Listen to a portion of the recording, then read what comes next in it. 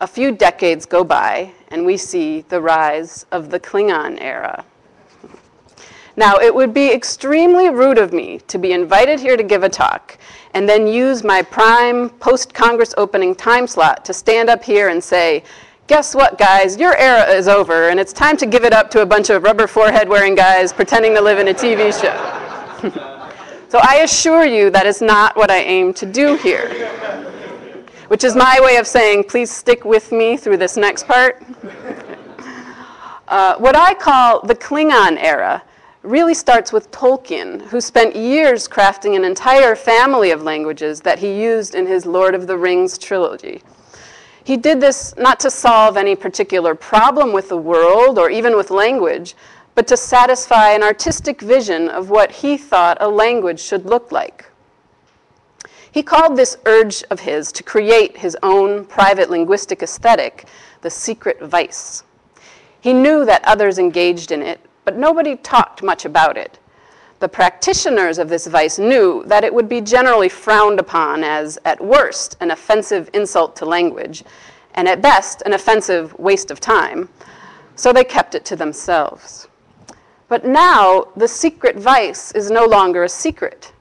In chat rooms, message boards, and even live conferences, people who invent languages for personal reasons are explaining their ideas, getting feedback, and negotiating critical standards for a new kind of art form. Klingon, a language invented in the 80s for a race of Star Trek aliens, is the most successful of these languages in that it gained a following of actual, real, live speakers. It's successful in part simply because it's attached to a pop culture phenomenon, but also because it's a complicated and interesting creation, not just a bunch of made-up words. The inventor, a linguist who wrote his dissertation on an extinct Native American language, took various exotic features from natural languages and put them together to compose a language that is alien and strange, but that also makes sense as a language. It has an agglutinating syntax that reminds you of Finnish or Hungarian, and a subject-object indicating verb-prefix system that looks a lot like Mohawk. It uses sounds from Arabic, Hindi, and Tlingit. It provides the right balance of systematicity and flexibility. It's usable if people want to use it.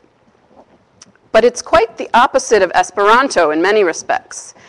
It's intentionally difficult and hard to learn. It has built-in irregularities and exceptions, sounds that are hard to pronounce. But that doesn't stop the type of person who has already decided that he wants to try to learn Klingon.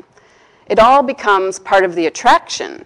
It's an interesting challenge, one that allows the person who takes on the challenge to feel like, well, a badass warrior alien. But what does any of this have to do with Esperanto? As more than a few of you have reminded me, come on, Klingon? You can't compare Klingon with Esperanto. True enough. Though the number of people who have dabbled in Klingon is large, the number of people who can carry on a natural, spontaneous, spoken conversation is very small, much smaller than the number who can do that with Esperanto. What's more, Esperantists have a reason for doing what they do, a good, noble, fine reason. There's no reason at all to do Klingon. It's for entertainment, for fun. Well, we're living in an entertainment age where, thanks to the internet, a person can follow his interests, no matter how esoteric or bizarre, and find like-minded others who will join him in forming a mini subculture where those interests can be freely indulged. And within this framework, business in invented languages is booming. The language inventors of today are involved in a sort of intellectual language play, creating languages in order to answer questions like, what if English had become a romance language? Well, there's a creation called Britannig that attempts to make this hypothetical live, using real historical knowledge of word roots and sound changes. Or what if every kind of meaning could be expressed in a verb ending? See ithquil. Or what would a language that violated language universals look like? See Kalain.